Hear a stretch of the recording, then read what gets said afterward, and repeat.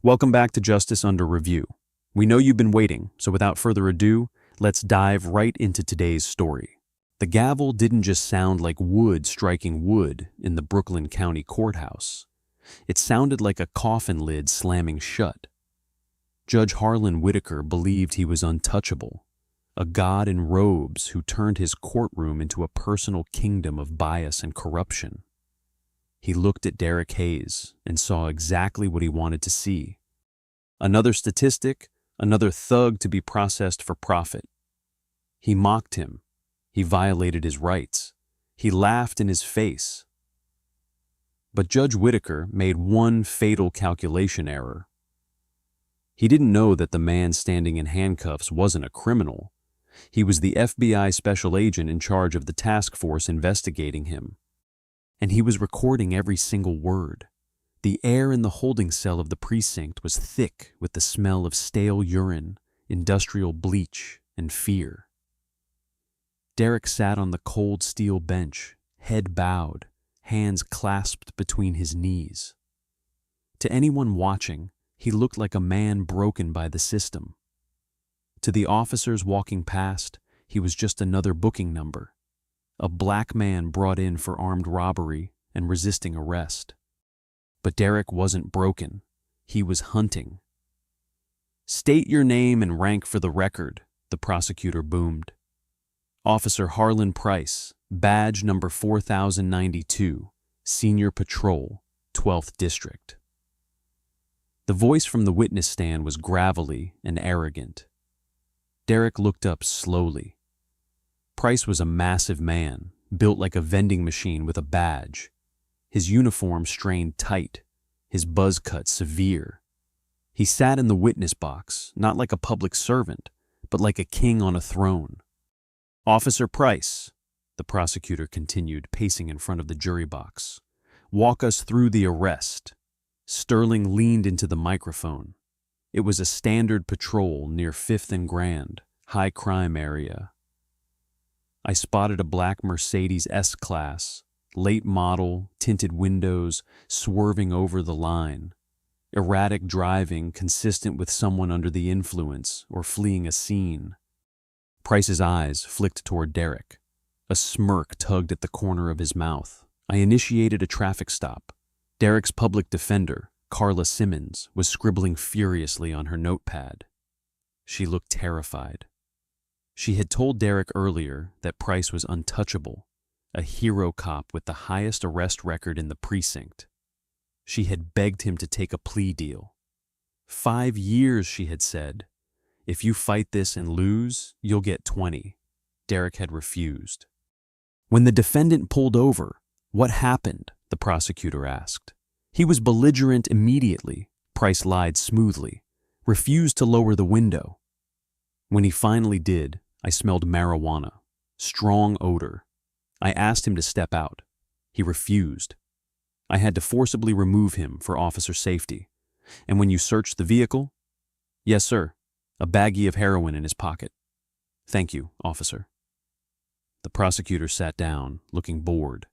Judge Whitaker looked at Derek. "Your witness, Mr. Hayes. Make it quick. I have a lunch date." Derek stood up. He didn't hunch anymore. His posture shifted. He stood with the straight-back discipline of a man who had never been helpless in his life. He walked to the podium, not the defense table. "Officer Price," Derek began, his voice polite. "You stated you smelled marijuana. Was it burnt marijuana or raw marijuana?" Price blinked. "Oh, burnt. Yeah, like he'd been smoking." "Interesting," Derek said. "Because the lab report on the evidence found in my car shows 0 traces of marijuana, burnt or raw. No roaches, no residue, no ash. How do you explain that?" "Objection," the prosecutor shouted. "Argumentative. Sustained," Whitaker said, waving a hand. "Move on, Hayes. Officers know what they smell." Derek didn't flinch. "Officer Price, you said I struck you. Which hand?" "Your right hand," Price said confidently. "Right hook. And you were facing me. Yes. So if I swung with my right hand, it would hit the left side of your body." Your report says you were bruised on your right shoulder. How did I hit your right shoulder with my right hand while facing you? Did I have a 3-foot curved arm? Titters of laughter erupted from the gallery. Whitaker slammed his palm down. Silence. One more sound and I clear the court. He glared at Derek. Watch your tone, defendant. I'm just asking about the physics, Your Honor, Derek said. It seems physically impossible. The officer was in a struggle. Whitaker defended the witness from the bench. Things happen fast. Don't split hairs. Okay, Derek continued. Let's talk about the dash cam. You said it malfunctioned. Yeah, tech issues happen all the time. Price shrugged. Is it true, Officer Price? Derek asked, his voice dropping an octave, becoming colder. That the dash cam systems in your precinct cruisers are hardwired to a backup cloud server that activates automatically when the lights go on? Price froze. I don't know about the tech stuff. I do, Derek said. I have the technical specifications for your cruiser's model right here. He held up a piece of paper. It says the backup is tamper-proof. Objection. Hearsay. The defendant is testifying. Sustained. Whitaker yelled, Mr. Hayes, put that paper away. You are not an expert witness. Actually, Your Honor, Derek said, looking directly at Whitaker. I would like to submit into Evidence Defense Exhibit A. He reached into his back pocket and pulled out a USB drive. What is that? Whitaker asked, suspicious. This, Derek said, is the cloud backup footage of my arrest. My consulting firm was able to retrieve it from the server this morning. The courtroom went deadly silent. Price looked at the prosecutor. The prosecutor looked at the judge.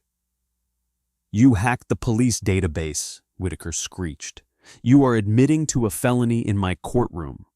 Public record access, Your Honor. Freedom of Information Act expedited request. Perfectly legal. Would you like to play it? It shows Officer Price smashing his own taillight with his baton before approaching my car. Whitaker's face turned a deep, blotchy red. He realized he was losing control of the narrative. If he played that video, the case was over. Motion denied, Whitaker said flatly. The entire room seemed to intake breath at once. Even the bailiff looked shocked. Excuse me, Derek asked. I said denied, Whitaker hissed. I will not have unverified digital files from a criminal defendant introduced at a preliminary hearing. It could be deep-faked. It could be doctored. We will send it to the state lab for analysis. That will take about time. In the meantime, you will wait at Crestview. You are suppressing exculpatory evidence, Derek said. This is a direct violation of Brady versus Maryland. Justice under review. Subscribe now and turn on notifications to make sure you never miss our latest stories. I am the law in this room, Mr. Hayes, Whitaker shouted, standing up. I decide what is evidence, and I decide who goes to jail. You think you're smart? You think you can come in here with your legal words and trick me? I see you. I know what you are. And what am I, Judge? Derek asked softly. You're a thug, he said.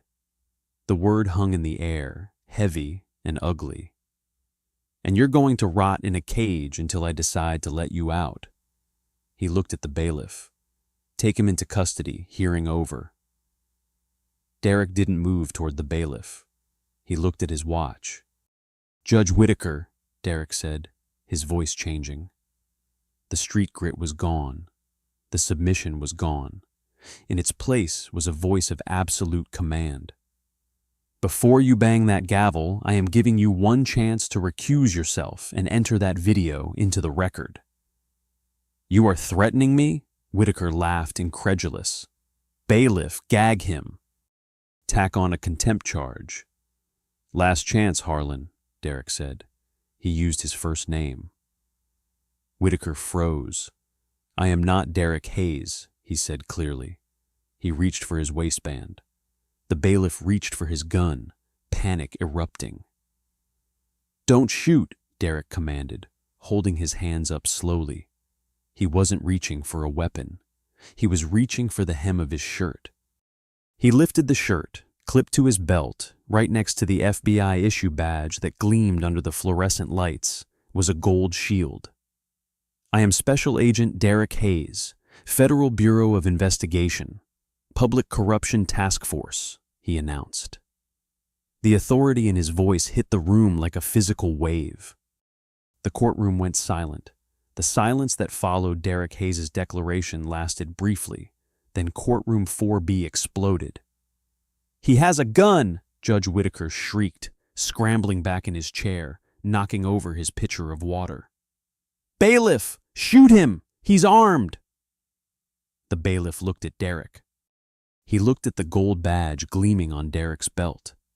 He looked at the panicked judge, and then he slowly holstered his weapon and raised his hands.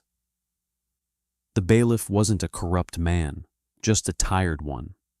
He knew a federal badge when he saw one, and he knew that shooting an FBI special agent was a good way to end up on death row. "I'm standing down, Your Honor," the bailiff said, his voice shaking. "Traitor!" Whitaker screamed. He pointed a trembling finger at Officer Price. "Price, do your job. Arrest him. Officer Price." The bully who had planted the evidence didn't move toward Derek. Instead, his eyes darted to the exit sign above the double doors at the back of the courtroom. Panic, primal and desperate, washed over his face. He bolted. "Runner!" Derek shouted. But Price didn't make it far. The back doors of the courtroom didn't open for Price. Instead, they were kicked inward with a thunderous crack. FBI, nobody move. A swarm of agents in navy blue tactical vests poured into the room, rifles at the low ready. The people in the back row of the gallery, the ones Whitaker had ignored all morning, stood up in unison. They weren't civilians. They zipped up their windbreakers to reveal the yellow FBI letters on their backs. Price skidded to a halt, trapped between Derek and the tactical team. "Get on the ground, Price!" Agent Carla Simmons, Derek's partner, yelled from the gallery. She vaulted over the railing, her weapon drawn. "Face down now!" Price dropped like a sack of potatoes, sobbing. "I was just following orders. He told me to target him. It was him." "Shut up," Whitaker yelled from the bench, his face pale as a sheet. "Don't you say a word." Derek turned back to the judge. He walked up the steps of the witness stand, past the stunned court reporter, and stood directly below the judge's bench. The height difference was gone. The power dynamic had inverted. "Harlan Whitaker," Derek said, his voice cutting through the noise of Price being handcuffed. "I am the lead undercover agent on Operation Gavel Down. We have been investigating you for a long time." "Investigating me?" Whitaker's voice was a high-pitched squeak. "For what? This is entrapment. This is a sham." "We were investigating you," Agent Hayes said, stepping past the bar, "for taking a large bribe from the Petrodine Corporation to throw their upcoming EPA lawsuit." Whitaker's blood drained from his face. He knew he was caught. "But that's not what we got you for today," Hayes said, his voice dropping, becoming personal. "The racism, Harlan. We thought it was just a character flaw, a disgusting habit, but we didn't realize it was your standard operating procedure." Special Agent in charge, Maria Karras, the woman from the gallery, stepped forward. The controlled energy in the room had shifted. The air was now electric, dangerous. She held up the arrest warrant, the blue-backed paper trembling slightly, not from fear, but from the contained power it represented. "Harlan Whitaker." Karras's voice was not loud, but it cut through the stunned silence like a diamond blade. "You are under arrest. We have a federal warrant for your immediate detainment on charges of conspiracy to commit wire fraud, receiving bribes from a corporate entity, and several counts of obstruction of justice." Whitaker, who was still standing, looked as if he'd been shot. His mouth opened and closed. He was a man of words, but he had none. "Obstruction," he finally stammered. his mind seizing on the one word he thought he could fight. He was a judge. He was the process. Obstruction of what? I am the process. Obstruction of me, Agent Hayes said, drawing Whitaker's furious, panicked gaze. When you threatened Miss Jenkins with contempt for speaking the truth, that's witness intimidation. That's one count. When you threatened me, a defendant you believed to be helpless, with the retraction of a plea deal and the promise to bury me under this courthouse. Hayes tapped the wire on his chest. That's coercion and judicial terror. Counts 2 and 3. Whitaker's face was ashen. You're twisting my words. I was maintaining order. Was it maintaining order when you conspired with the prosecution? Hayes pressed on, his voice a cold, relentless scalpel. He gestured to Thomas Crest, who was trying to blend into the wood-paneled wall. Agent Simmons, don't let Mr. Crest leave. Agent Carla Simmons, who had been standing by the door, moved to block the prosecutor's path. Justice under review. Subscribe now and turn on notifications to make sure you never miss our latest stories. Crest looked like a cornered rat, his eyes darting between the judge, the agents, and the exit. Thomas Crest, Hayes said, walking toward him. Crest physically flinched. In the holding cell you threatened me. You said, and I quote, "By the time I'm done, you will never see the sun as a free man again." Your choice, that mister. Crest is suborning perjury. It's conspiracy to obstruct. It's about several other felonies. You are under arrest. Judge Whitaker told me to. Crest shrieked, his voice cracking. He said to clear the docket. He said, do whatever it takes. I was following his lead. Tell them, Harlan. Tell them. Whitaker stared at Crest with a look of pure, unadulterated hatred. He had been betrayed by his most pathetic, loyal sycophant. I never said such a thing, Whitaker roared. He's lying to save himself. It doesn't matter, Hayes said, his voice flat. We have you on tape, Mr. Crest. We have both of you. Take him. 2 agents grabbed Crest by the arms. His legs gave out, and he collapsed like a marionette, his spine turning to jelly. My career, my family, oh God, he sobbed as they dragged him out. The courtroom was in absolute chaos. The stenographer's fingers were flying, a blur of motion. The 2 other bailiffs were standing with their hands raised, confused and terrified. The gallery was buzzing. Finally, Hayes turned his attention to the last piece. He walked over to the witness box where Officer Patrick Riley stood, frozen in a silent scream. His face was waxy, covered in a sheen of cold sweat. Officer Riley, Hayes said. His voice was different now, not angry, not cold. It was almost sad. You were the linchpin. You were the one who made it all possible. I don't know what you're talking about, Riley stammered, his hand reflexively going to his service weapon, only to find an FBI agent's hand already covering his. Don't, the agent said. We have been investigating you for months. Officer, Hayes said, long before Nathan Brooks ever existed. We know about your habit of enhancing arrests of minority suspects. That's a lie, Riley yelped. I'm a good cop. You're a disgrace, Hayes said, the sadness vanishing. The heroin. You checked it out of the evidence locker the night before my arrest. We have the logbook. We have the security footage. You see, we knew you were dirty. We just gave you an opportunity to prove it. Hayes pulled a small evidence bag from his pocket. It contained a phone. This is your burner phone. We recovered it from your apartment this morning. You texted your sergeant. Package in place. This one's a slam dunk. You weren't arresting a criminal, Riley. You were the criminal. That was the moment. The truth, so stark and so absolute, hit the officer like a physical blow. His eyes rolled back in his head, and he pitched forward, fainting dead away. He would have cracked his skull on the witness box if the agent next to him hadn't caught him by the vest. "Medic!" the agent yelled. "Get him conscious. He's under arrest." Judge Whitaker watched it all, his entire world being dismantled, one person at a time. His accomplices, his enablers, his pawns, all gone. He was alone. And then the rage, the true ugly thing he had hidden beneath the robes, finally erupted. He grabbed his gavel, not as a tool of order, but as a weapon. "Order!" he screamed, banging it on the bench. "Order! This is my courtroom. You have no authority here. You black!"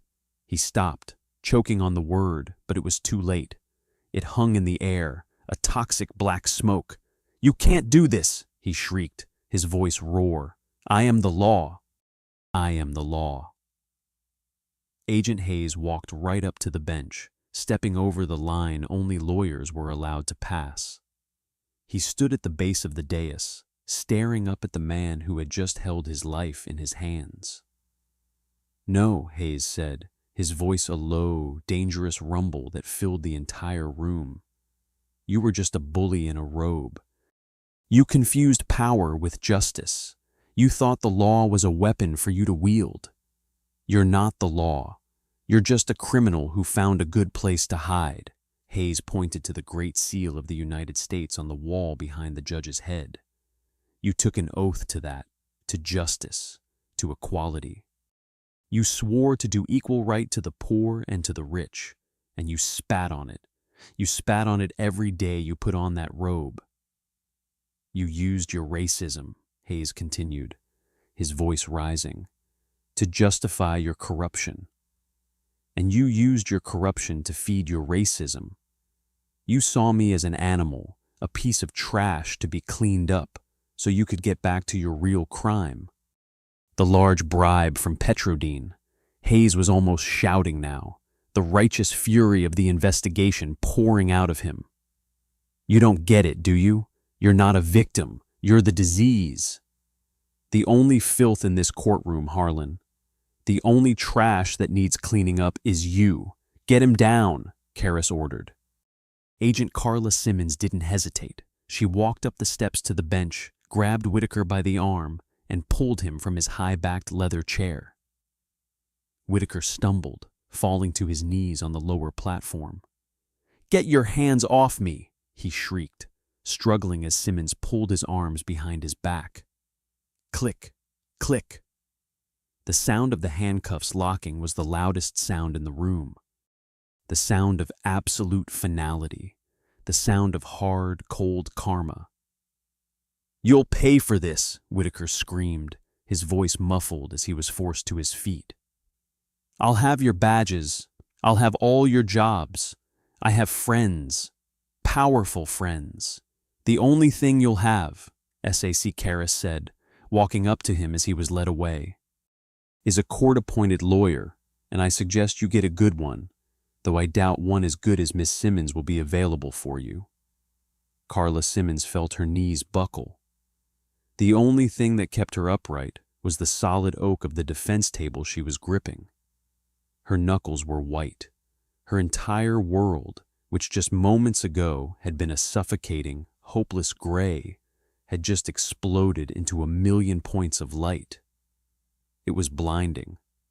Agent Hayes, Special Agent Derek Hayes, was standing right next to her, no longer a client, but a force of nature. His eyes, which she had mistaken for defeated, were now the sharpest, most intelligent eyes she had ever seen. They were the eyes of a surgeon who had just completed an impossible operation. "Breathe, Miss Simmons," Hayes said, his voice low and calm amidst the chaos. "Justice under review. Subscribe now and turn on notifications to make sure you never miss our latest stories." The courtroom was a blur of motion. FBI agents were securing the room. A pale, trembling Thomas Crest was being cuffed against the wall, muttering, "I have a family. He told me." Officer Price was being attended to by a medic, having been revived from his faint. only to be immediately informed he was under arrest. And then there was Whitaker. The judge, the God King of Courtroom 4B, was being led down from the bench. His robes were tangled, his face a grotesque mask of purple rage and absolute primal terror. "You can't do this!" He was still screaming, his voice cracking. "This is entrapment. You're illegal. I'll have you disbarred. I'll have your badges." "I am a United States federal judge. You were a United States federal judge." Special Agent in Charge, Maria Karras, corrected him, her voice like ice. "Right now, you're just a defendant. Move him out." As they passed the defense table, Whitaker's wild, terrified eyes locked onto Carla. "You," he spat, his face contorting. "You did this. You lying." Before he could finish, Agent Hayes stepped directly into his path, blocking his view of Carla. Hayes was taller than the judge, and where Whitaker was now a quivering mass of exposed ego, Hayes was solid granite. "That's enough," Hayes commanded. He didn't shout.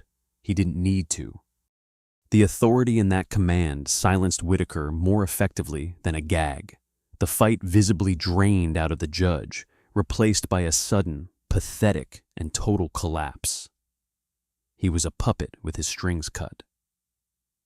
The bailiffs, now under the direction of the federal agents, dragged him from the courtroom. The doors slammed shut, leaving behind a sudden ringing silence. It was just Carla, Hayes, Essak Karras, and a few other agents bagging evidence, the court reporter's transcripts, the audio files, the gavel itself. "My God," Carla whispered, sinking into her chair. "My God, all this time." "Miss Simmons," Hayes said, turning to her. He had unzipped the top of his orange jumpsuit, revealing the wire taps and recording gear strapped to his chest. He looked like something out of a spy movie. "Carla, I have to apologize." "Apologize?" she said, her voice a squeak. "For what? You just saved my life. I thought I was going to jail for the deception," he said. His face was no longer the cold, hard mask of the agent, nor the broken mask of the defendant. It was warm, respectful. "You were put in an impossible position. My team and I, we've been watching Whitaker for months. The initial investigation was for bribery. We knew he was taking money from the Petrodyne Corporation to guarantee he'd rule in their favor on the upcoming EPA lawsuit. We had his offshore accounts. We had wiretaps on their CEO, Richard Sterling. We had it all." "But then why this?" Carla asked, gesturing to the orange jumpsuit he was still wearing. "Why you?" "We had the financial crime, but we kept hearing rumors about how he ran his courtroom," Hayes explained. "The racism, the coercion. We heard he was clearing his docket to make time for the big Petrodyne trial, but we couldn't prove it. The U.S. Attorney's Office needed to see if his corruption was just financial or if it infected his entire judicial philosophy. They needed to know if he was just a bad judge or a threat to the Constitution." Karras stepped forward. "We call it an integrity test, Miss Simmons. We created a perfect test case. Derek Hayes, first-time offender, non-violent, but with a charge, heroin, that we knew would trigger Whitaker's worst biases. We assigned him an arresting officer, Officer Price, who we also suspected of planting evidence. We wanted to see what the system would do. Would he get a fair trial? Would he get reasonable bail? Or would he be steamrolled?" "He was steamrolled," Carla whispered, the horror of the experience washing over her. I tried to fight it." "The motions we know," Hayes said, his voice soft. "We read every motion you filed. We saw you in his chambers. We watched you fight for Derek Hayes with everything you had. We thought you were just another public defender going through the motions, but you weren't." He pointed to the wire on his chest. "We heard everything. We heard you tell me I was innocent. We heard you advise me against taking a plea even when you thought I'd get many years. And then in that courtroom, he shook his head, a look of genuine awe on his face. You were magnificent, Carla. You were the only person in this entire building willing to speak truth to power. Even when you thought it would cost you your career, your freedom, you were his real public defender. I was just doing my job, Carla said. The tears she had held back finally starting to fall. They weren't tears of sadness. They were tears of pure, unadulterated relief. You did more than that, Sack Karras said, placing a gentle hand on her shoulder. You became our star witness.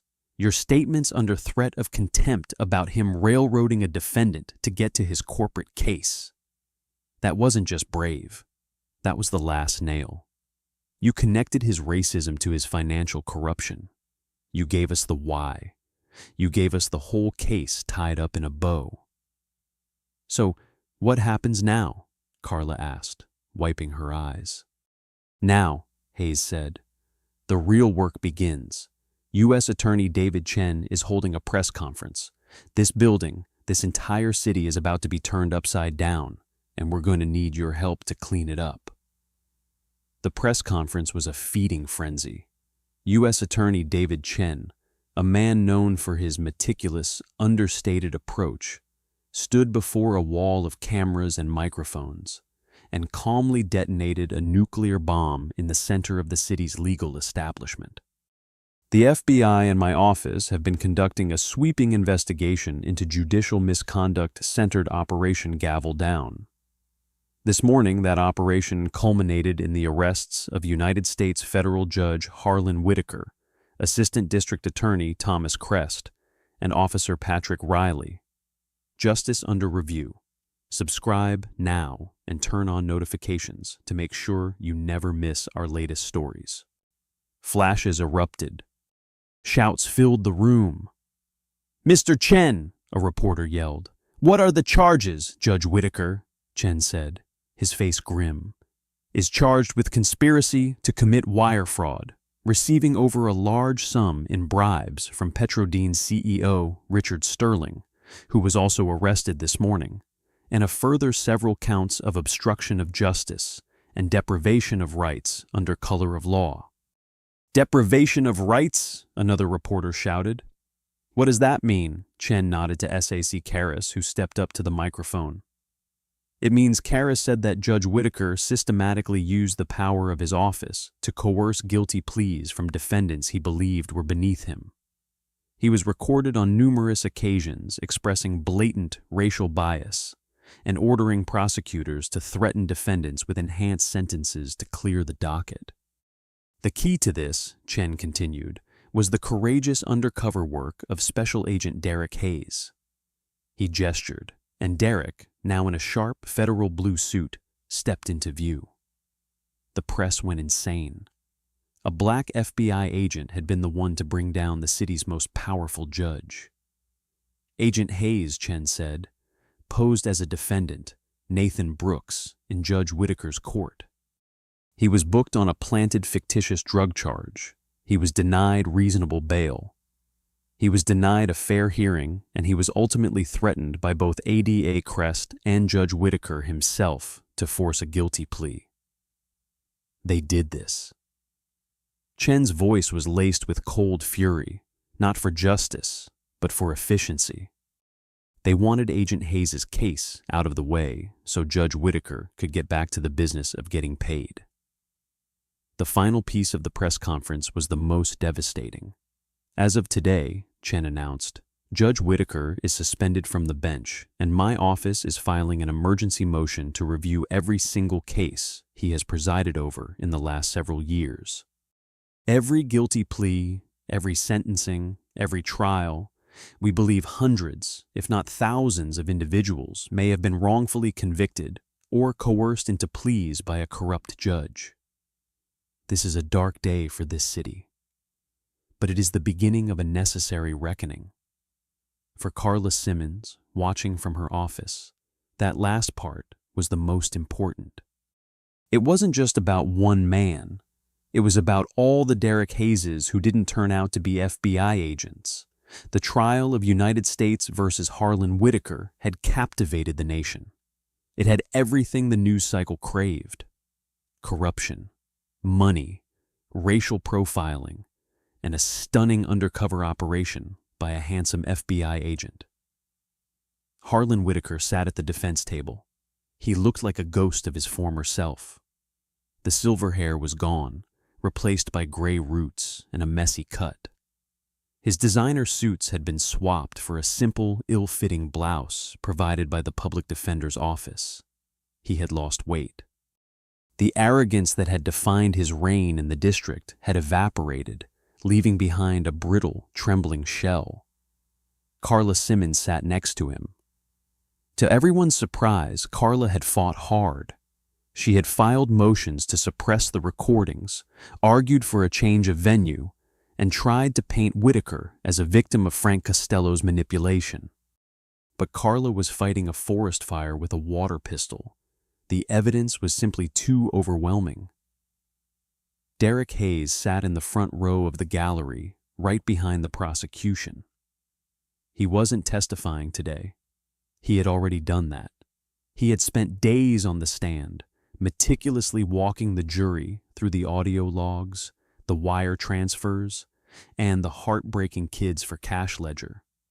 Today was sentencing. The jury had deliberated briefly. Guilty on all counts: racketeering, conspiracy, obstruction of justice, and multiple violations of the deprivation of rights under color of law. Federal District Judge Robert Keller, a stern man with a reputation for absolute fairness, adjusted his glasses. He looked down at Whitaker, not with the disdain he used to show defendants, but with a profound disappointment. "Harlan Whitaker," Judge Keller's voice boomed in the silent courtroom. "Please stand." Whitaker stood up, his knees knocked together visibly. "In my years on the bench," Judge Keller began, "I have seen murderers, cartel leaders, and terrorists, but I have rarely seen a criminal who frightened me as much as you do." Whitaker flinched. "A murderer kills a body," Keller continued, "but a corrupt judge kills the very idea of justice. You took the sacred trust of this office and you sold it. You turned your courtroom into a marketplace. You looked at young men and women, citizens you swore to protect, and you saw dollar signs." He picked up a piece of paper. "You sentenced Derek Hayes to Crestview because you didn't like his face. You didn't know he was an agent. But for the other people you sent there, they weren't agents. They were mechanics, students, fathers and mothers. They didn't have a wire. They just had their lives ruined." I am sorry," Whitaker whispered, the words barely audible. "I just want to go home." "The victims you sent away wanted to go home too," Keller said sharply. "But you denied them that right." He took a breath. "For the crimes committed, I sentence you to many years in federal prison. There is no parole in the federal system. You will serve most of your time before you are eligible for release. You will be old when you walk free." Whitaker let out a strangled cry. "Many years. It was a death sentence. Furthermore," Keller added, "due to the overcrowding of federal facilities in this district and your specific request to be kept near your family in New York, the Bureau of Prisons has assigned your placement." Whitaker looked up, hope warring with terror. "You will be remanded to the custody of the Crestview Correctional Facility," Keller said. The scream that tore from Harlan Whitaker's throat was primal. It wasn't human. It was the sound of a soul shattering. "No, no, you can't," he shrieked, grabbing Carla Simmons' arm.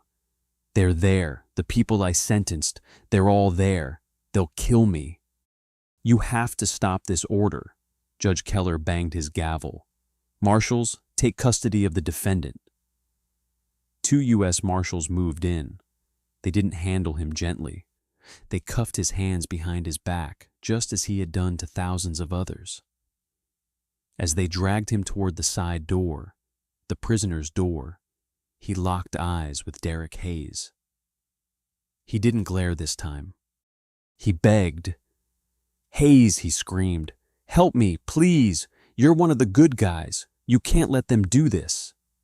Justice Under Review. Subscribe now and turn on notifications to make sure you never miss our latest stories. Derek stood up slowly. He buttoned his suit jacket. He looked him in the eye, his expression unreadable. "I don't determine housing assignments, Harlan," he said softly, repeating the line one last time. "I'm just a witness." The door slammed shut, cutting off his screams. The transport bus rattled through the gates of the Crestview Correctional Facility. It was a bleak gray fortress of concrete and razor wire rising out of the flat fields like a tombstone. Harlan Whitaker sat in the back of the bus, shackled to the floor. He was wearing the orange jumpsuit. He was stripped of his makeup, his jewelry, his title, and his dignity. The bus hissed to a halt in the intake yard. "Get up, Whitaker," a guard barked. He stumbled off the bus, blinking in the harsh sunlight. The yard was fenced in, surrounded by cell blocks. It was rec hour. The yard was full. Inmates in orange jumpsuits stopped what they were doing. The basketball game stopped. The weightlifting stopped. The conversations died. A silence fell over the yard, a heavy, predatory silence. They recognized him even without the robes, without the silver hair. They knew that face. It was the face that had looked down on them from the high bench, the face that had ignored their pleas, the face that had laughed when they cried about their children. "Yo!" a voice called out from the weight bench. It was a tall man with a teardrop tattoo. Whitaker remembered him. State versus Rodriguez, possession of a stolen credit card. Whitaker had given him years maximum because he didn't like his tone. "Is that the butcher?" Rodriguez asked, his voice carrying across the yard. Whitaker began to shake. He looked for the guards, but they were standing back near the gate, seemingly busy with paperwork. In Crestview, the prison he helped fill for profit. The guards were understaffed and underpaid just the way Frank Costello had designed it. Another man stepped forward. State versus Lewis, a grandfather Whitaker had sentenced for fraud. "Well, well," Lewis said, a slow smile spreading across his face. "Welcome to the hotel, Your Honor." The circle began to close in. Whitaker backed up until he hit the chain-link fence. There was nowhere to go. The karma he had accrued for years had finally arrived, and it was demanding payment. "Guard!" Whitaker screamed. "Help!" The guard at the gate looked up slowly, checked his watch, and turned his back. As the sea of orange jumpsuits engulfed him, Harlan Whitaker realized too late that the gavel didn't make him a god. It just made him a target. Back in Brooklyn, Derek Hayes sat on a park bench watching a group of kids play basketball. One of them was the kid from the holding cell, the one who had warned him about Whitaker. The kid had been released, his record expunged. He was laughing, trying to dribble past his little brother. Derek took a sip of his coffee. His phone buzzed. It was a text from Carla Simmons. Subject: Case update. All wrongful convictions vacated. The class action lawsuit against Crestview just settled for a large sum. The victims are getting paid. Derek smiled. He put the phone away. He watched the kid make a layup, the ball swishing through the net with a perfect clean sound. It was a better sound than a gavel. Judge Harlan Whitaker believed he was the law. He believed that a robe and a wooden hammer gave him the right to treat human beings like inventory in a warehouse. He ruined lives for profit, mocking the very people he was sworn to serve. But justice has a funny way of balancing the scales. By targeting Derek Hayes, a man he saw as nothing more than a statistic, he invited the wolf into his own house, in the end, Whitaker didn't just lose his job. He lost his freedom to the very machine he helped build.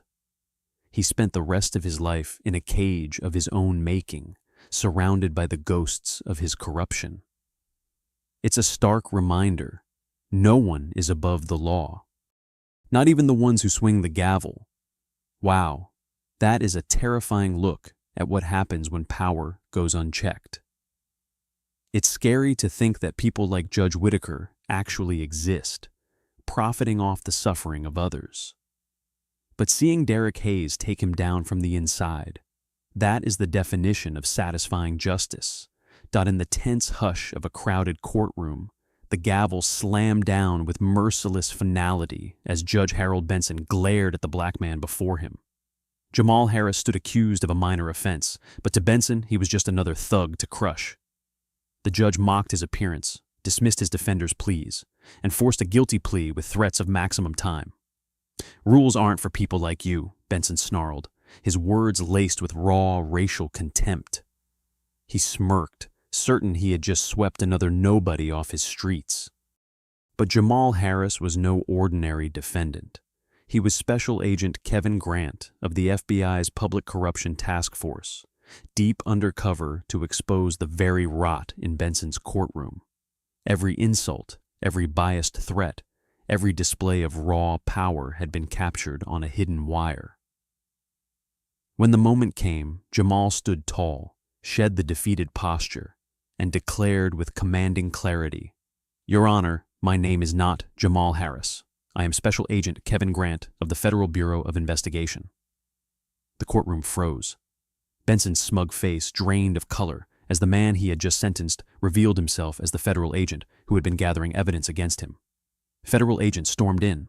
Benson was arrested on the spot for bribery, conspiracy, obstruction of justice, and deprivation of rights under color of law.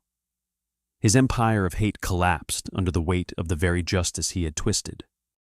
This powerful story carries one of life's most profound and emotional lessons. Asterisk, asterisk.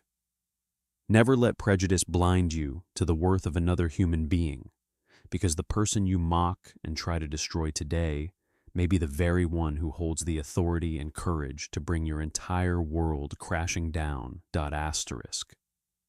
Asterisk. Judge Benson saw only skin color and assumed weakness.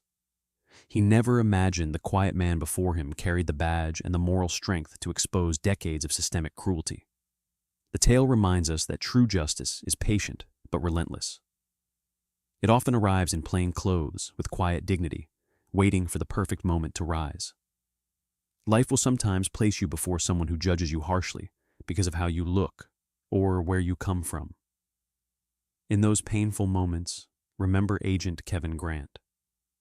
Hold your head high, speak your truth with calm resolve, and trust that the universe has a way of balancing the scales with breathtaking precision. No one is truly above the law, and no one is truly beneath its protection. Respect is not a favor. It is the foundation of a just society. The tables can turn when we least expect it, and karma has a way of arriving wearing the very robe we thought made us untouchable. If this heartfelt story of hidden strength, systemic bias, and the quiet power of truth moved you deeply, if it reminded you never to judge too quickly or stay silent when dignity is attacked, please share your thoughts in the comments below. Have you ever been dismissed or witnessed prejudice that later led to a powerful reckoning? Your story could give hope to someone feeling powerless right now. If you love emotional, inspiring life lessons wrapped in gripping tales of courage and accountability, hit that like button, subscribe to the channel, and turn on notifications so you never miss the next powerful chapter. Let's build a community that values respect, fairness, and human dignity for every single person. Thank you for watching. Your support means everything. See you in the next inspiring story. Justice Under Review. Subscribe now and turn on notifications to make sure you never miss our latest stories.